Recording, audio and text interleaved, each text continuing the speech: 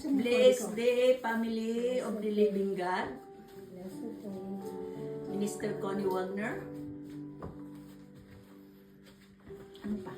Anong topic? Ano nga yung topic mo? Ano yung topic mo? Tinuro namin sa'yo. Ano yung topic mo? Victory.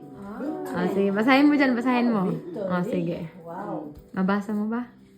Today is our day. Amen. Thank you for the... Ano ba yun? Praise the Lord. Praise the Lord. Hindi ako marunong mag-ano. Sige lang. Sabi niya, magte-testimony. Oo. Testing mo lang siya. Testimony kaya ni Minister Connie Wagner from Denmark. Sige. Testimony na. Testimony na lang. Sige. Just say what is inside your heart. Yeah, testimony kaya. Tahimik na. Tahimik na. Yan na. Kaya yan ni Mr. Connie. I'm Minister Connie Wagner. Nandito ako para i-share sa inyo ang karanasan ko dito sa Jaon. Ina-acknowledge ko ang mga na-acknowledge ko ang mga minister, ang mga leaders, and pastor, and especially our spiritual parents, Dr. Prophet Jo Marie Jaos, and Dr. Prophetess Gretchen Jaos. Okay. Continue. Maraming salamat na nandito ako sa harapan ninyo.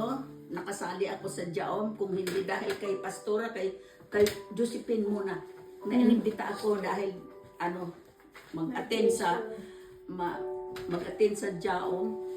Tapos nag-observe lang ako. Tapos tuloy-tuloy na walang absent. Nakilala ko si Pastora, mabait. Lagi akong hinahalikan. Kaya ako nagayuma. Ng Jaom. Nagayuma ako ng Jaom. Lagi akong hinahalikan. Kaya nung nakagano na ako, tapos medyo pagka nagsasalita ako, lumingo-lingo, ngayon hindi na. Amen. Nag-spread na ako. Ano na ako, yung ngalan nito, naging maaliwalas ang mukha ko, naging bata ako na naging imbis na mag-i-80 to, naging 15 na lang. Hallelujah!